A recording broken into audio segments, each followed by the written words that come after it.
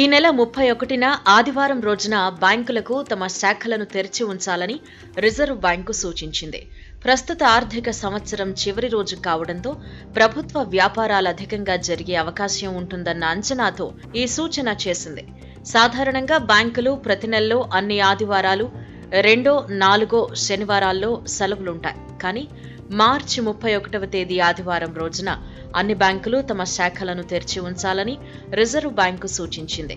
అయితే దీనికి కారణం లేకపోలేదు. ప్రస్తుత ఆర్థిక సంవత్సరం మార్చి 31వ తేదీతో ముగియనుండడంతో ప్రభుత్వ వ్యాపారాలు అధికంగా జరిగే అవకాశం ఉంటుందన్న అంచనాతో ఈ సూచన చేసింది.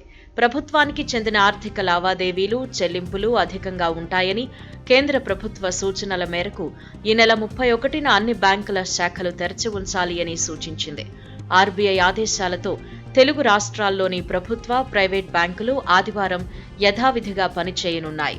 మరోవైపు ఆర్థిక సంవత్సరం ముగింపు కారణంగా ఆదాయపు పన్ను శాఖ తన అన్ని కార్యాలయాలకు సుదీర్ఘ వారాంతపు సెలవులను కూడా రద్దు చేసింది. ప్రభుత్వ రసీదులు, చెల్లింపులతో ముడిపడిన బ్యాంకుల బ్రాంచ్లన్నింటినీ మార్చి 31న ఆదివారం తెరిచి ఉంచాలి అని కేంద్ర ప్రభుత్వం విజ్ఞప్తి చేయడంతో ఆర్బీఐ ఈ నిర్ణయం తీసుకుంది. ఈ మేరకు అవసరమైన బ్రాంచ్లను తెరిచి ఉంచుతున్నామని, సేవలు లభిస్తాయంటూ ప్రచారం కల్పించాలని బ్యాంకులకు ఆర్బీఐ ఆదేశాలిచ్చింది. కాగా బ్యాంకులు సాధారణంగా అన్ని ఆదివారాలు, ప్రతి నెల 2, 4వ శనివారాల్లో మూసి ఉంటాయనే విషయం తెలిసిందే.